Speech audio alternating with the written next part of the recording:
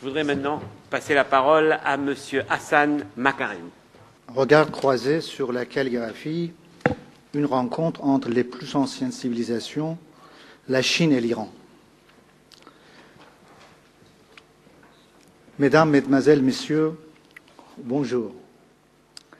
Je me sens privilégié d'être parmi vous aujourd'hui pour plusieurs raisons. Intervenir et être invité par la section culturelle de l'UNESCO, la Maison de la culture du peuple de la Terre, un haut lieu de culture. Dans la festivité sur l'importance de diversité culturelle dont je salue chaleureusement les initiateurs et les organisateurs. Et en plus, j'admire les nouvelles initiatives de l'UNESCO qui ajoutent l'intervention de la société civile aux deux acteurs déjà existants, les États membres et la famille de la culture. Si je suis parmi vous en ce moment, c'est en tant qu'artiste, non pas comme représentant d'un État ou un gouvernement. Et parler de ma façon de voir la calligraphie. Et vous allez voir, si vous voulez bien me suivre, que cela va plus loin que la calligraphie. Mais pour partir de la calligraphie, l'art de styliser le symbole écrit, symboliser les signifiants comme image acoustique, symboliser les signifiés, les concepts, la pensée, le fruit le plus noble de l'être parlant, en harmonie avec son environnement, une marque de sa présence. Et enfin, je suis particulièrement honoré d'être aux côtés d'un maître de la calligraphie, un poète, un peintre et particulier un sage qui représente la plus ancienne culture de l'humanité, sachant que l'écriture chinoise, à ce jour, a eu le minimum de changements de base. J'aurai l'occasion de me prononcer sur une de ses œuvres d'ici quelques minutes.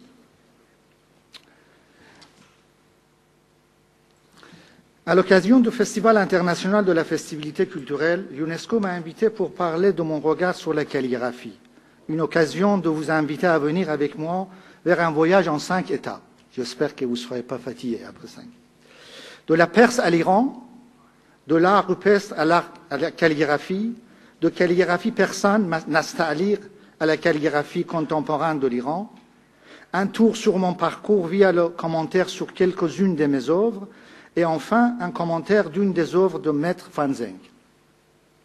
Mais avant tout, permettez-moi de commencer par la photo d'une œuvre en faïence, vous le voyez, d'un poème de Saadi, un des plus célèbres poètes iraniens du XIIIe siècle, installé dans un des bâtiments des Nations Unies à New York.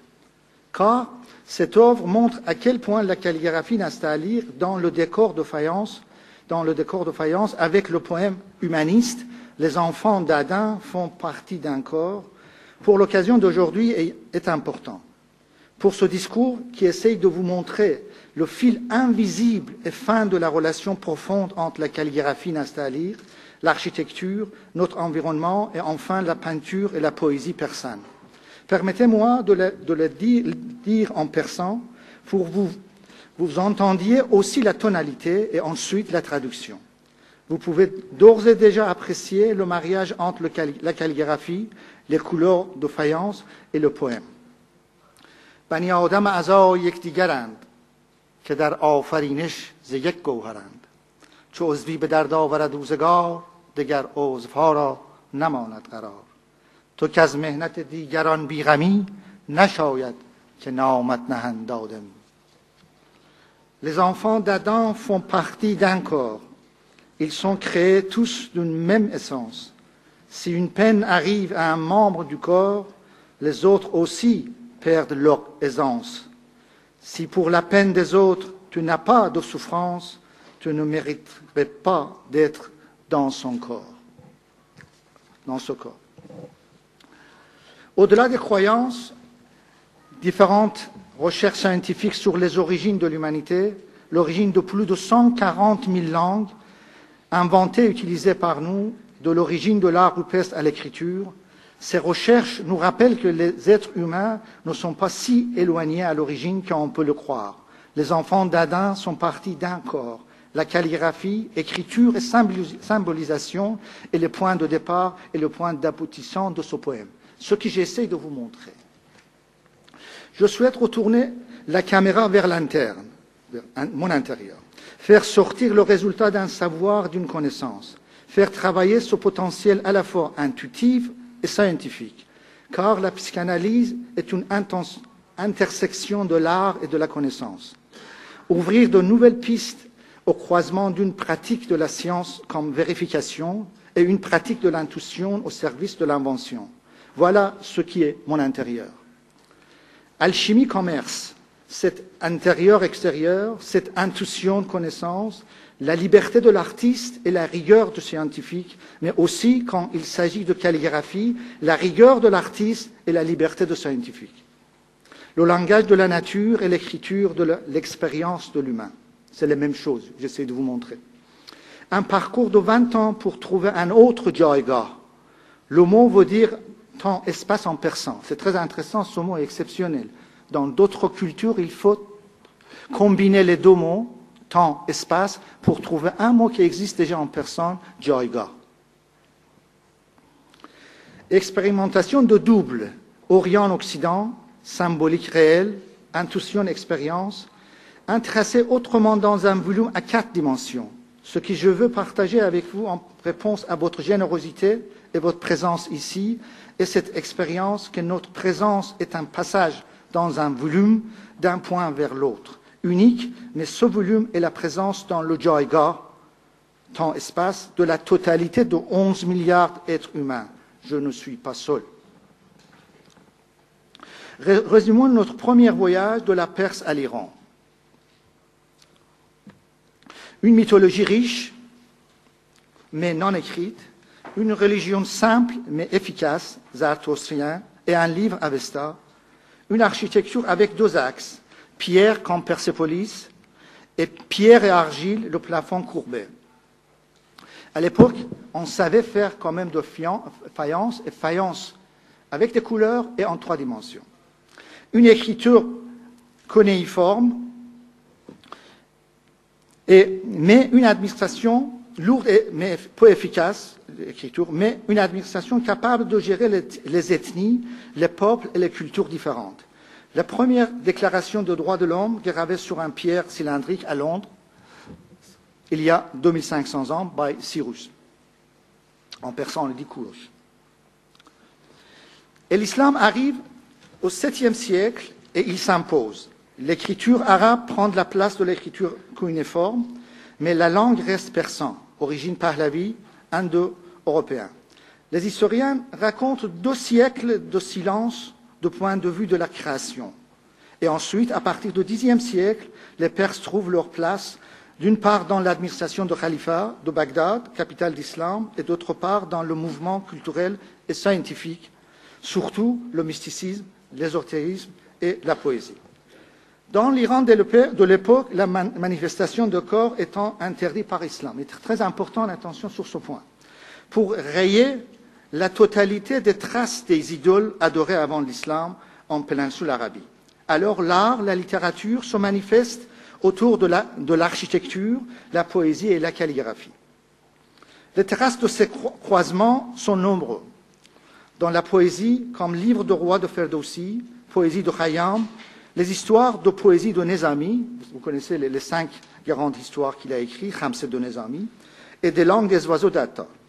Dans la philosophie et l'ésotérisme, la présence d'un 3e monde qui est ni le monde de la sensation, ni le monde de la rationalité, comme Henri Corman le nomme, un mundus imaginalis, avec les grands penseurs comme Sohrawardi et Avicenne. Vous voyez quand même, ce peinture du XVe siècle de Shiraz montre quand même que l'image de ce mundus imaginalis. Les Iraniens, avant l'islam, pensaient qu'il existe 7 planètes, 7 keshvar, 7 lieux, l'Iran est au milieu et 6 autres autour. Il y avait au-delà de 7 planètes, il y avait 8e qui s'appelait 8e Gharre Hashtum, un endroit qui existe mais on ne peut pas aller. Ça veut dire, la différence avec le monothéisme, c'est que dans la culture monothéisme, il y a un temps qui commence, qui s'arrête, ça veut dire d'autres mondes, et ce monde, dans la culture perse, il y avait 3 mondes, ce monde, d'autres mondes, il y a un 3e endroit qui s'appelle Mundus Imaginalis, qui existe, et il y avait pas mal de héros de mythologie qui existaient dans ce monde.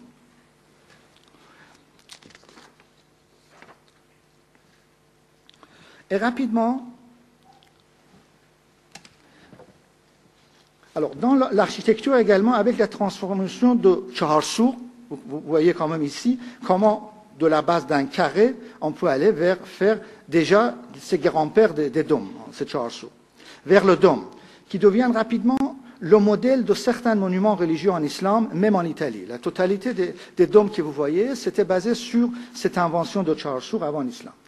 Et la calligraphie qui se démarque de la calligraphie arabe, allant vers plus de courbes raffinées, l'utilisation de la calligraphie dans les décors par la faïence. Mais avant d'aller plus loin et d'écrire ce mouvement calligraphique, commençons notre deuxième voyage. Entre signes et symboles. Des signes peuvent vivre individuellement, séparément, sans support particulier, sans aucun lien entre eux, dans différentes époques et au sein de cultures variées. Mais les signifiants et les symboles vivent entre eux. Ils sont sujets d'échange. Chaque symbole a un passé. Il est le produit d'autres symboles et à son tour, en génère de nouveaux. Les alphabets, les caractères du langage, ou musical, ou mathématique, constituent un ensemble enchaîné qui agrandit l'environnement de notre monde et de notre culture, de notre connaissance et de notre savoir. Le blanc, le vide, son non-signe entre les signes est une chaîne aussi. L'humanité est ce qu'elle est aujourd'hui. Si son développement a été tel, c'est bien grâce à la formidable avancée permise par l'apparition de l'écriture. Elle est en quelque sorte la forme matérielle du langage. Des symboliques graphiques, l'écriture, qui est forme graphique, ça veut dire écriture a symbolisé déjà la parole et la calligraphie stylise cette symbolisation qui est déjà une fois symbolisée. Elle est en quelque sorte la forme matérielle du langage, des symboles graphiques, l'écriture. Très tôt, l'humain a su développer son propre langage pour se coordonner, s'affirmer par rapport à l'autrui. Mais à l'usage simple de la parole s'est avéré insuffisant au fur et à mesure que les techniques évoluaient. Déjà, les hommes préhistoriques, par exemple, ont ressenti le besoin de dessiner ce qui les entourait. Ainsi, à travers les flux humains et marchands, les méthodes d'écriture s'influencèrent et évoluèrent lentement. Mais c'est bien plus tard que l'écriture est née, en effet, avec le début de l'agriculture et sédentarisation. Ce tableau, alors ça, je vais simplement essayer d'entrer dans vos yeux les images des architectures et de Perse, d'Iran, pour que vous voyez, vous sentez quand même, avant d'aller vers les courbes de calligraphie, vous mettez vos yeux dans ces beautés. Ici, dans ce tableau, vous voyez quand même que nous avons des signes primitifs qui produisent 4 familles. Les familles chinois anciens, famille maya, je vais dire 2 mots sur ça, et hiéroglyphes d'Égyptiens et sumériens, ça veut dire ce qu'est uniforme. Alors vous constatez quand même ici que de co-uniforme vient jusqu'à Vieux-Perse, dans le parais de, si vous voulez, co-uniforme. Et d'autre côté, dans la famille hiéroglyphes, il passe par cananien et phénicien, et finalement, il passe par une partie araméenne, que partie arabe vient de ces parties araméennes, et le perse aujourd'hui est écrit par... Au début, calligraphie arabe, ça veut dire koufi, et après, petit à petit, on a développé ce koufi, aller vers Nasr et Nastali. Mais je reviens simplement sur, vous voyez quand même, comme on a dit, les dessins primitifs, quand vous avez vu un tableau à l'extérieur que j'ai travaillé à la base de ces ensembles de dessins qu'on a trouvés, il y a 80 000 quand même champs de dessins de primitifs qu'on a trouvé dans ce monde. Et sur ces 80 000, j'ai essayé de réaliser mon tableau qui est à l'extérieur, de montrer quand même que l'origine du langage, une manière et l'autre, c'est dans la stylisation de ce message. Vous voyez quand même écriture hiéroglyphe, qui est un mélange de 3 choses. Il y a un mélange à la fois des signes, comme un oiseau, c'est un oiseau, à la fois phonétique et à la fois des symboles. Vous constatez par exemple pour Maître éléphant, c'était dessin d'éléphant, pour l'oreille, c'est l'oreille, mais pour le vent, vous voyez quand même en mettant le voile. Alors, les écritures, vous voyez quand même de ça, c'est très rapidement, on va vers écriture de hiérarchique, parce que c'est une écriture assez religieuse dans l'Égypte, ils avaient besoin d'écrire rapidement. Après, ils vont vers démotique, ça veut dire, ça vulgarise l'écriture, et vont plus loin, et finalement, c'est l'écriture qu'on va vers araméen, qui est quand même le père fondateur d'ensemble des écritures aujourd'hui, hors famille mayenne et hors famille chinoise. Alors, vous voyez comment les choses changent, le soleil, comment petit à petit va vers présentation dans coïnographe. Et ici, je passe rapidement, vous voyez quand même comment, à partir de proto-sinatique, on va vers phénicien et araméen. Ici, c'est très intéressant, comment avec la tête d'un bœuf, petit à petit, on va vers même Aleph qui est en bas de... ici, c'est Nasr, écrit en Nasr, ça veut dire ce côté-là, en bas.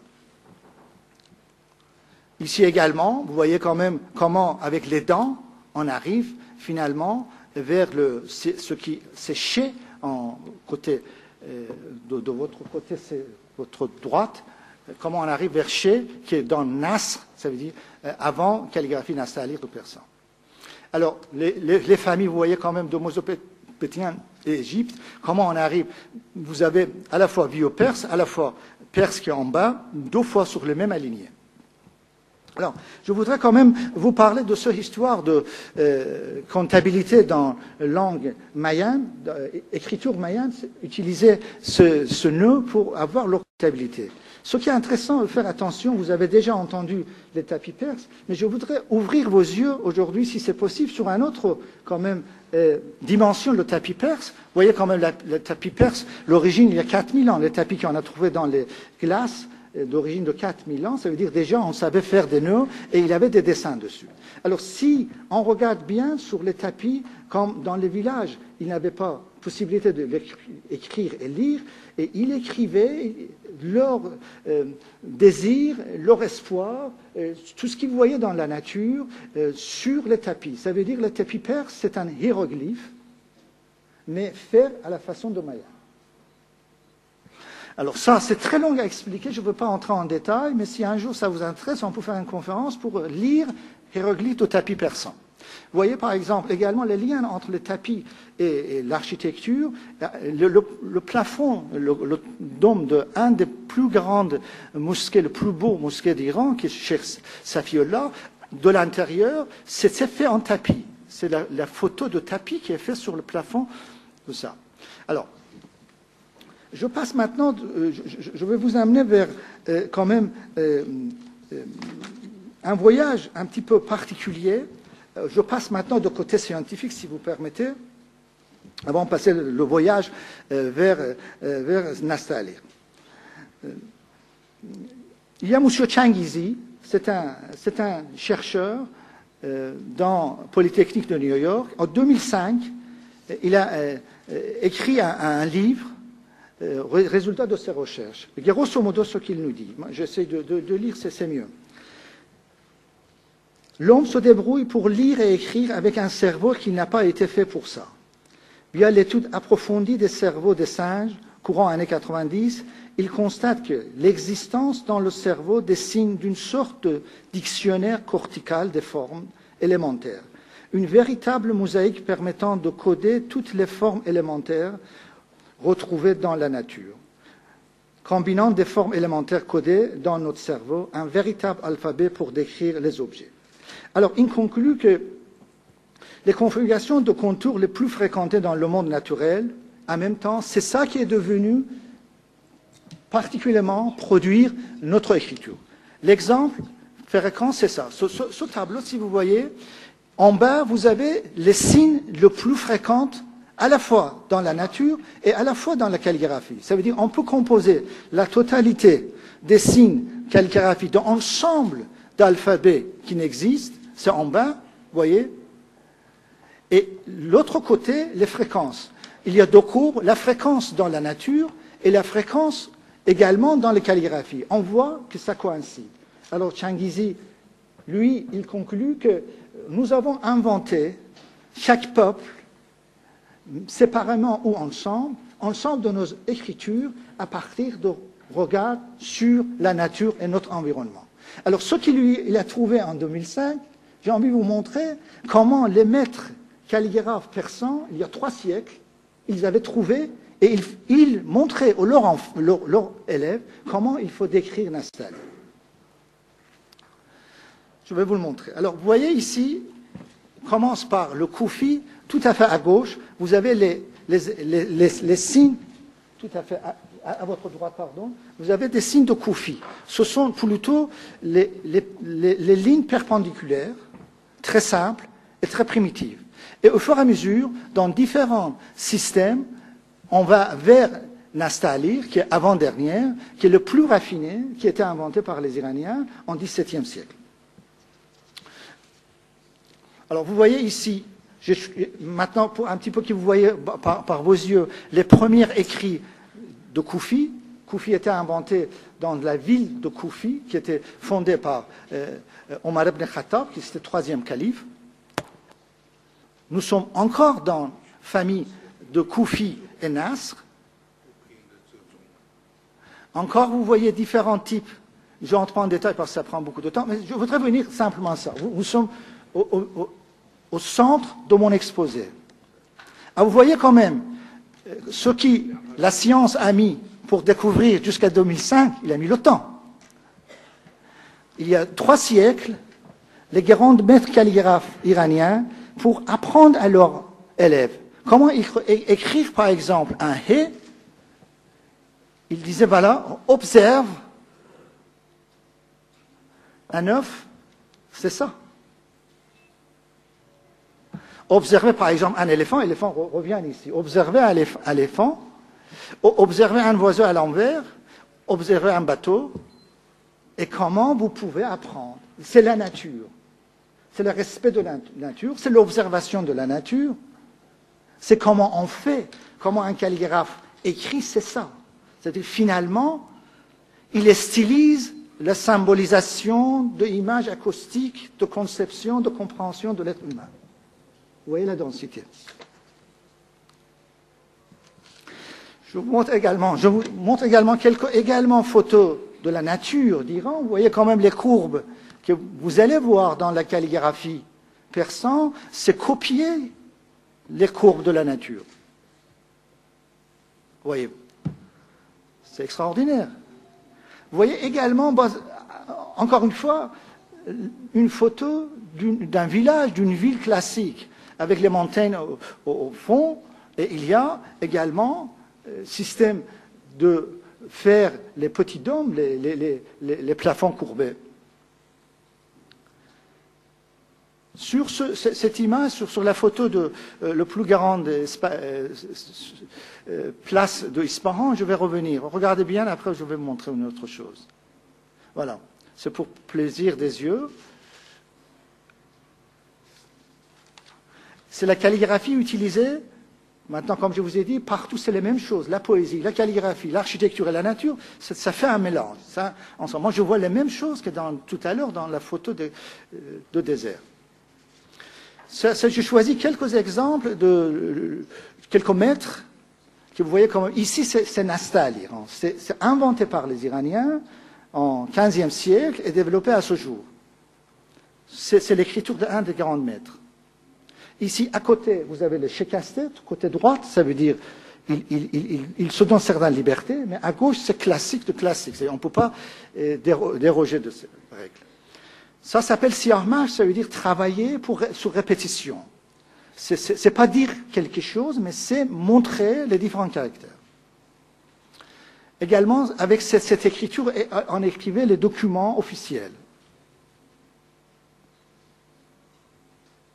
Également, on l'utilisait également sur le début à peu près de sortir de calligraphie pour revenir vers la nature. Dire, je sais ce que je suis en train de faire.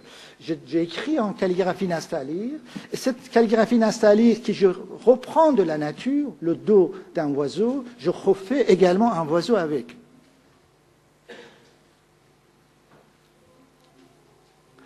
Alors ici, je vous ai choisi quelques exemples. Vous avez vu tout à l'heure l'histoire d'Ovaso. En même temps, en bas, c'est calligraphies tout à fait récentes. Ça veut dire 20 dernières années des maîtres calligraphes iraniens. Vous voyez quand même les courbes, ils ont respecté les courbes, mais ils changent la couleur, parce que la couleur dans le calligraphie persan, il y a une sens. Je n'ai pas le temps d'entrer en détail, mais ils ont changé, ils ont fait quelques modifications. Alors, on entre dans vraiment calligraphie d'art, peinture, ils utilisent les courbes pour montrer. Ils vont plus loin, ils mélangent, et enfin, ils font l'installation. Alors, si vous me permettez maintenant, on fait le 4e voyage. Et dans ce 4e voyage, j'essaie de vous parler un petit peu de quelques de mes œuvres.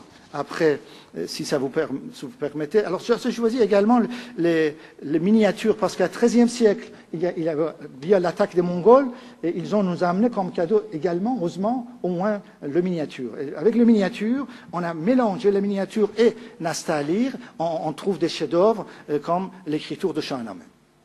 Vous voyez, comme un des plus beaux livres du monde, malheureusement, on le trouve, des traces papier par papier dans différents musées. Alors, mes œuvres, je commence par première œuvre. Ça, c'est un poème de, si vous voulez, de Hafez, que j'ai écrit, bien sûr, une partie pour donner l'harmonie. Je vais lire le poème et peut-être vous sentez comment c'est goupillé ça. Sur le pétale de la fleur, on a écrit avec le sang du coquelicot, qui est parvenu à maturité, a pris du vin couleur de fleurs de guénier. Et le mot gol, ça veut dire fleur, vous le voyez quand même, il maîtrise, il est là comme courbe essentielle. C'est le même poème, encore écrit autrement, pour vous voyez quand même comment même les Blancs, ils ont certains mots à dire. Après, je jouais avec le mot man. Man, en persan, ça veut dire moi et je, les deux en même temps. Ils tournent comme les derviches tournants.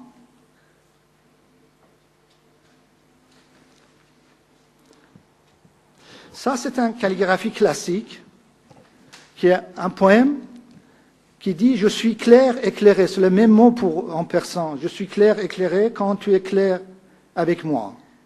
Ta to ba man roshani man roshanam gar بود در قعر چاهی منزلم. Et vous voyez quand même derrière, je commence de mettre la calligraphie dans le fond de poème. Et après, également, vous voyez, calligraphie solidaire maintenant.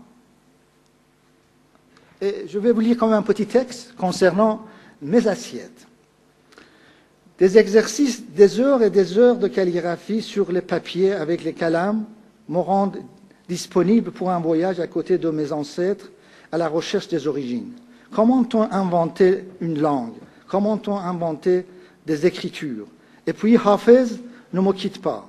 Il est là depuis l'âge de 14 ans. Les morceaux de sa poésie se présentent, restent autant qu'ils veulent, et soudain il part. Un jour, après des heures d'exercice en présence de Hafez et de mes ancêtres, je me trouve devant une assiette et avant de prendre la fourchette et le couteau, je vois dans le blanc de l'assiette les caractères qui dansent et les calligraphies qui continuent. C'est la continuité de mes recherches qui dépasse le support papier. Voilà un petit peu, il y avait une série que je vous ai choisi. Alors ici, ce côté, le tableau de base que j'ai écrit avec un demi-caractère, c'est-à-dire en haut, j'ai senti que c'était un joli tableau. Alors les autres aussi l'aimaient. Et un jour, par hasard, en faisant la copie sur l'ordinateur, la couleur devient négative. Vous savez comment l'ordinateur négative la couleur positive. Et je trouve le trace en bas et je vois quand même que c'est un océan, c'est un vague d'océan qu'il voulait m'amener vers un océan. C'est un autre océan mystérieux. C'est le même tableau. Alors, dans ces séries, d'autres séries, vous voyez quand même qu'avec la calligraphie, j'ai écrit la calligraphie Nastalir, Mais il y a à la fois l'architecture de faïence et à la fois les tapis. C'est ce mélange qui m'amène. Une dôme écrite par calligraphie, et finalement, au fur et à mesure, maintenant, vous voyez quand même que les courbes sont les courbes de l'architecture, mais avec la main d'un calligraphe. Alors, vous voyez dans ce tableau, c'est quand vous prenez une dôme comme ça, et vous l'ouvrez, et ça donne quand même une fleur. Sachant qu'aujourd'hui, on sait qu'à l'époque, on arrivait de produire 200 couleurs bleues différentes pour faire des faïences, et on copiait les 6000 dessins des fleurs pour les faïences de fleurs de la nature, pas des fleurs sauvages. Alors c'est exactement comme ça. Si vous l'ouvrez et vous le trouvez. Un autre exercice. Et ça, si vous vous souvenez bien, je vous ai montré la photo de la plus grande place de Ispahan. Et ça, c'est l'image de même place, mais comment un calligraphe stylise une photo. Un autre travail, les courbes sont encore calligraphiques, et l'œuvre que vous avez vue devant vous, que j'ai travaillé avec 30 poèmes de Hafez, plus 30 articles de Déclaration universelle des droits de l'homme, et j'ai étudié la plupart des dessins préhistoriques, et je trouvais dans ce tableau la trace de tout. Par exemple, cet homme que vous voyez cet homme qui est en train de jouer un instrument de musique, et dans cet instrument, pour que le peintre, qui a 12 000 ans, pour qu'il montre quand même la trace de son instrument, il y a des points en bas. Ça veut dire l'origine de calligraphie, l'origine de notes.